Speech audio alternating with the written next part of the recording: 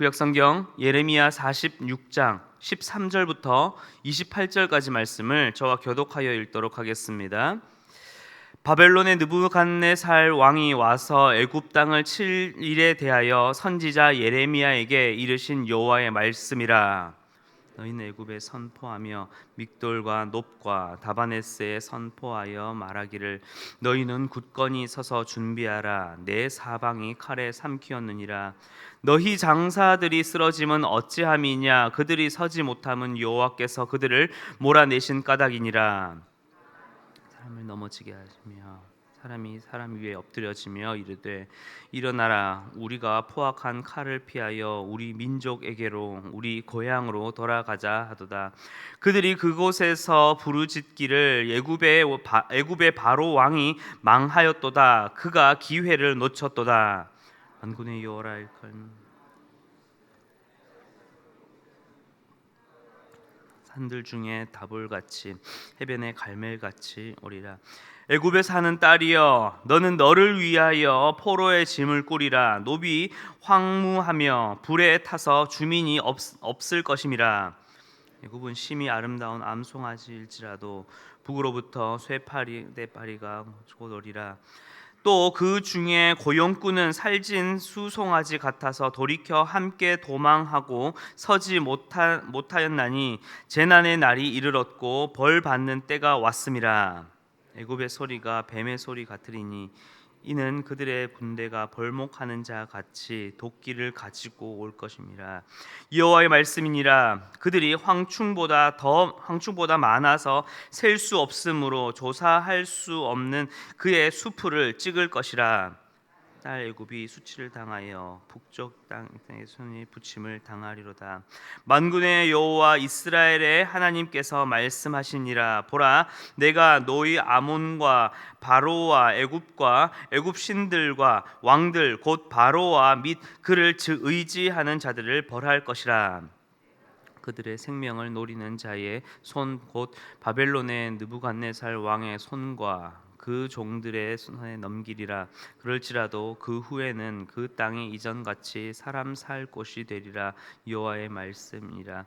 내 종 야곱아, 두려워하지 말라. 이스라엘아, 놀라지 말라. 보라, 내가 너를 먼 곳에서 구원하며 내 자손을 포로된 땅에서 구원하리니 야곱이 돌아와서 평안하며 걱정 없이 살게 될 것이라. 그를 두렵게 할 자 없으리라. 여호와의 말씀이니라. 내 종 야곱아, 내가 너와 함께 있나니 두려워하지 말라. 내가 너를 흩었던 그 나라들은 다 멸할지라도 너는 사라지지 아니하리라.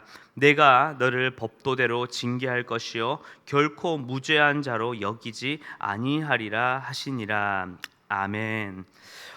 법정의 자리에서 이 판례는 유사한 이 사례를 통하여서 사건에 대한 재판이 어떻게 될지에 대한 예측이나 아니면 어떠한 일관성을 보여주기 때문에 법률 적용과 또한 사법 판단에 있어서 매우 중요한 영향을 끼친다고 합니다. 그래서 이 법률 전문가들에게도 이 판례를 살펴보는 것은 법률을 해석하고 또 적용하는 이 부분에 있어서 매우 중요한 역할을 합니다. 지난 45장부터 이어지는 이 이방 나라들에 대한 예언을 읽다 보면 유다와 이스라엘에 대한 예언만 해도 충분한데 굳이 이렇게 이방 나라에 대한 예언까지 필요할까? 또는 지금까지 내용도 너무 벅차고 어려운데 이 이방 심판이 오늘 지금 우리와 무슨 상관이 있을까라는 의문이 들 수 있습니다. 비록 이방 나라에 대한 이 심판 예언이 오늘을 살아가는 우리와 직접적인 연관성은 없겠지만 이 예언이 일종의 판례가 되어서 이 예언을 먼저 듣는 당대의 이 남유다 백성들에게는 그들을 향한 하나님의 메시지를 더욱 명확하게 해석하게 해주고 또 오늘날의 우리에게는 우리를 향한 하나님의 주권과 구원의 메시지를 다시 우리가 되짚어보고 우리 스스로 우리에게 적용하게 해주는 중요한 메시지가 될 것입니다. 그래서 당시의 상황을 좀 간략하게 살펴보게 되면 애굽에 있었던 이 느고 왕은 당시의 신흥 세력이었던 이 바벨론을 쳐부수고 국제 어떠한 패권을 한번 장악해보자, 즉 과거의 영광을 한번 재현해 보고자 하면서 바벨론에 의해 멸망하였던 이 아수르의 이 패장병들과 함께 이렇게 연합을 하여서 이 바벨론에 대하여서 대항하고자 합니다. 이때가 BC 605년이었고 오늘날 이 터키와 시리아 이 사이에는 갈그미스라고 하는 이 지역에서 이제 전투가 일어났던 것입니다. 결과적으로 바벨론이 이러한 공격에 의해 당황은 조금 했었지만은 당시에 이 메데라는 국가가 이 바벨론에 함께 합세를 하게 되면서 결과적으로는 이 애굽이 이제 패배하게 됩니다. 그리고 나서 이 바벨론은 그 전투의 세력을 이끌어서 바로 애굽까지 이제는 치고 올라가자라고 하는 이러한 상황이었습니다. 이러한 국제 정세 속에서 하나님께서는 이 애굽에게 너희는 이제 바벨론에 의해서 완전히 무너질 것이라 라고 하나님의 심판을 예언하십니다. 14절에서 밋돌과 놉과 다바네스는 이 애굽의 권력, 어떠한 힘의 중심 지역입니다. 이 나라들에 대해서 어떻게 이야기합니까? 그들에게 사방에서 이제는 칼이 임하였으니까 너희는 이제는 패배할 준비를 하라, 즉 하나님의 심판을 받을 준비를 하라라고 말씀하십니다. 그것이 하나님의 심판이기에 너희는 거부할 수도 없고 또 너희가 다른 민족이나 다른 고향으로 도망조차 할 수 없을 뿐더러 더 이상 너희가 회생할 수 있는 기회조차 놓쳤기 때문에 이제는 너희에게는 어떠한 소망이나 희망이 없음을, 곧 하나님의 심판이 너에게 완전히 임하였음을 오늘 말씀을 통해서 말하고 있습니다. 앞선 이 아수르에 의해서 북이스라엘이 멸망했고 또 바벨론에 의해서 남유다가 멸망했고 또 이렇게 애굽의 상황을 보게 되면 왜 하나님께서는 이렇게 아수르나 또 바벨론과 같은 이 악한 자를 사용하시는지 이해를 하기가 조금 어려울 수 있습니다. 이렇게 한번 생각해 봅시다. 도자기를 만드는 장인이 자신이 도자기를 만들고 그 도자기의 잘못된 점을 보고 망치로 그 도자기를 팡 하고 과감하게 깨트려 버립니다. 그런데 주인이 그 도자기를 과감하게 깨트린다고 해서 이 도자기 조각이 도자기를 만든 사람에게, 주인에게 왜 망치를 자꾸 휘둘러서 저를 이렇게 부십니까? 그렇게 말할 수는 없다라는 것입니다. 이사야 45장 9절 말씀에 이렇게 나와 있습니다. 질그릇 조각 중 한 조각 같은 자가 자기를 지으신 이와 더불어 다툴진대 화 있을진저 진흙이 토기장이에게 너는 무엇을 만드느냐, 또는 네가 만드는 것이 그는 손이 없다 말할 수 있겠느냐라고 말합니다. 도자기를 깨고 말고는 그 주인, 그 장인의 주권에 달려있는 것이고 그 일에 있어서 이 망치는 무엇입니까? 망치는 주인의 작품이 아니라 도구일 뿐입니다. 즉 하나님의 주권을 위한 하나의 도구, 바벨론은 그 도구인 것이기에 우리가 왜 나만 그렇게 뿌시고 그들을 사용하시느냐라고 말할 수는 없다라는 것입니다. 그러나 결국엔 그들 또한 그 죄값대로 하나님의 심판 앞에 서게 된다라는 것은 분명한 사실입니다. 다시 말해서 여호와 하나님은 이스라엘과 유다 이것에 국한된 하나님이 아니라 온 우주와 만물을 주관하시고 통치하시는 만유의 하나님이십니다. 그렇기 때문에 하나님께서는 그 하나님의 주권과 그 방법대로 온 나라와 온 백성들을 지혜롭고 아름답게 통치하시고 다스리신다라는 것입니다. 비록 당장 우리의 눈앞과 우리의 상황 앞에 놓인 것이 고통과 절망이며 소망이 사라지지 않는, 이해할 수 없는 순간처럼 우리의 삶이 또 이러한 우리의 역사적 상황이 보일 수도 있습니다. 그러나 우리의 이 시간을 뛰어넘으시는 영원한 하나님께서는 분명 그 하나님의 신실하심으로 우리에게 가장 아름답고 가장 선하신 그 길을 여시고 만드시고 그리고 우리를 이끌어 가신다라는 것입니다. 그래서 오늘 말씀에서도 이 예언과 이 심판 속에서 끊임없이 어떻게 반복해서 이야기하고 있습니까? 이것은 여호와의 말씀이라, 여호와의 말씀이라 라고 말씀하고 있습니다. 바로 이 모든 일을, 그리고 이 역사적 사건만이 아니라 지금 오늘을 살아가는 우리의 모든 삶도 어떻게 해요? 이 모든 일을 행하시고 만드시고 성취하신 분은 누구시다? 여호와 하나님이라는 것입니다. 그런데 한 가지 흥미로운 대목이 있습니다. 26절까지 애굽에 대한 심판을 막 말씀하시다가 27절에서 갑자기 내 종 야곱아라고 하나님께서 택하신 이 유다 백성을 부르는 말씀을 우리는 보고 있습니다. 갑자기 왜 분위기가 바뀌면서 이 내 종 야곱아라고 부르시는 것일까요? 이 야곱의 심판은 유다 백성과 오늘 우리에게 너무 또 하나의 또 중요한 판례가 되는 것입니다.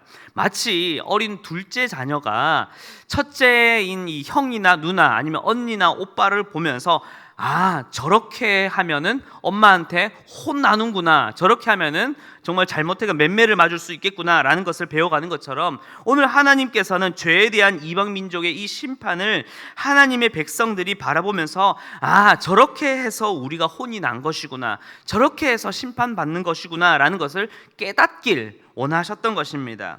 그러나 매우 중요한 차이 하나가 있다면 무엇이냐면, 이방 이 애굽에 대한 운명은 그렇게 죄에 대한 심판으로 모든 것이 끝나버리지만, 하나님께서 택하신 이 이스라엘의 운명은 죄에 대한 심판으로 끝마치는 것이 아니라 오히려 심판을 통해서 죄를 깨닫게 하시고 결국에는 그들을 어떻게 하신다? 구원하시고 회복시킬 것을 말씀하고 계신다라는 것입니다. 조금 더 정확하게 말하자면은 애굽과 이스라엘은 어떠한 비교군의 비교선상에 있는 것이 아니라 대조선상에 놓인 것으로, 애굽은 이렇게 심판으로 끝나지만 너희 이스라엘은, 너희 내종 야곱은 너희에게는 그렇지 않을 거야 라는 메시지를 주고자 하시는 것이지요. 그래서 하나님의 이 진짜 메시지는 저 이방 애굽의 죄를 심판하는 것처럼 너희의 죄에 대해서도 법도대로 징계하고 무죄한 자로 여기지 않고 너희도 똑같이 그 죄값을 치를 거야, 그렇게 혼이 날 거야. 그러나 너는 내종 야곱이라 부르십니다. 내종 야곱아, 너는 두려워하지 마. 저 이방 애굽과 너는 다르다. 너는 나의 택한 백성이고 택한 나의 자녀야. 그러니 이 모든 죄를 다 몰아내고 이 죄값을 치르고 난 후에는 어떻게 해요? 내가 분명히 너를 회복시키고 너를 구원해낼 거야, 구원시킬 거야 라는 말씀을 하고 계신다라는 것입니다. 즉 하나님께서는 이스라엘과 또한 이방의 이 심판의 그 예언 한가운데서도 이 택한 백성들의 눈물과 고통을 절대로 잊지 않으셨음을, 그리고 언젠가 때가 되었을 때에 하나님의 그 백성들을 어떻게 해요? 구원하고 다시 회복시킬 것을 하나님께서는 기다리고 계시고 또 말씀하고 계신다라는 것입니다. 이제 이 판례는, 하나님의 이 판례는 하나님의 자녀가 된 우리에게도 적용이 됩니다. 에베소서 2장 말씀을 조금 쭉 보게 되면, 요약을 하자면, 이전까지 우리는 그리스도 밖에 있었고 언약에 대하여서는 우리는 외인이며 세상에서 소망이 없고 하나님도 없는 자가 바로 우리들입니다. 그러나 예수 그리스도의 피로 말미암아 이제는 우리가 어떻게 해요? 그 십자가로 말미암아 가까워졌다라고 에베소서는 말하고 있습니다. 그래서 오늘 본문이 곧 하나님의 판례로 다시 우리가 이것을 다시 바라보자면, 우리는 외인이며 밖에 있던 자이기에 우리의 인생은, 우리의 삶은 그렇게 사망과 심판으로 끝날 우리였지만, 하나님께서는 어떻게 해요? 예수 그리스도로 말미암아 우리를 하나님의 자녀 삼아 주셨고, 더 이상 죽음과 심판이 우리의 끝이 아닌 구원과 회복을 우리에게 허락하셨습니다. 이 사실을 믿으십니까? 그리고 지금 이 순간에도 그러한 하나님의 자녀들을 향하여 우리에게 계속해서 우리의 삶에 다가와 말씀하십니다. 내 종 야곱아, 너는 더 이상 외인이 아니라 내가 택한 아들이고 내 사랑하는 딸이야. 그러니 두려워하지 말라 라고 말씀하시면서 내가 내 아들을 내어주면서까지 너의 모든 죄를 다 구속하였고 그 예수로 말미암아 너희를 구원하고 회복시킬 거야. 이제 내게만 나아와라, 내게 돌아오라, 그리고 나와 함께 가자 라고 말씀하십니다. 바로 이 하나님의 이 놀라운 구원의 메시지가 저와 여러분의 그 10년 가운데에 가슴 깊이 새겨지길 간절히 기도하겠습니다. 사랑하는 성도 여러분, 죄로 죽을 수밖에 없었고 사망에 놓인 우리의 인생이었으나 우리가 다시 소망을 품고 이 땅을 걸어갈 수 있는, 오늘을 살아갈 수 있는 것은 우리를 위해 자신의 아들을 내어주시며 우리를 향한 자신의 사랑을 확증하여 보여주신 그 하나님, 그 주님의 은혜로 우리는 오늘 하루를 살아갈 살아갈 수 있는 것입니다. 그렇기 때문에 이제 우리가 살아가는 그 이유는, 우리가 힘든 하루하루 가운데서도 소망을 품고 살아갈 수 있는 것은 바로 예수 그리스도 그분을 통한 그 은혜가 있기 때문입니다. 이제 오늘 하루 가운데서도 그 은혜를 바라보며 믿음으로 한 걸음 한 걸음 걸어가시는 저와 여러분이 되시길 기도하겠습니다. 당장 내 눈앞에, 또한 내 삶 앞에 문제와 위기 앞에 좌절하고 낙심하고 그 앞에 나는 실패했어라고 나의 삶을 내가 해석하고 내가 적용하는 내가 아니라 성경을 통하여서 이미 우리에게 보여주시고 말씀하신 그 신실하신 하나님의 그 판례, 무엇이죠? 바로 예수 그리스도 그 십자가 사건이 앞에 이제는 우리는 다시금 십자가를 바라보며 믿음으로 나아와 우리를 하나님의 자녀 삼아주시고 택한 백성 삼아주셨으며 이제는 영원토록 우리와 함께 하시겠노라 약속하신 그 주님과 함께 오늘 하루를 걸어가시는 저와 여러분이 되시길 주님의 이름으로 축원합니다. 함께 기도하겠습니다. 주님, 우리는 죄와 사망 가운데 놓인 죽을 수밖에 없는 인생이었고 외인이며 밖에 있는 자며 하나님도 없는 소망이 없는 자였으나, 그러나 만유의 하나님께서는 우리를 위하여 살아계신 예수 그리스도 그분을 십자가에 내어 주시면서까지 우리를 향하신 자신의 사랑을 확증하여 보여주심에 주님 감사를 드립니다.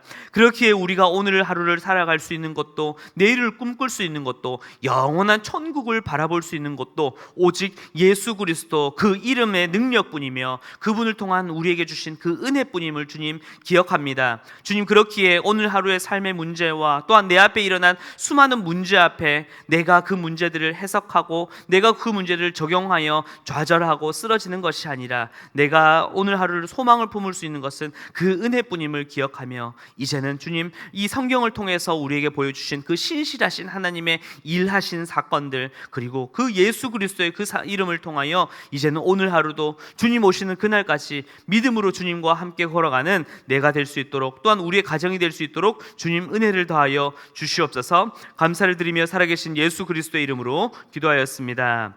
아멘.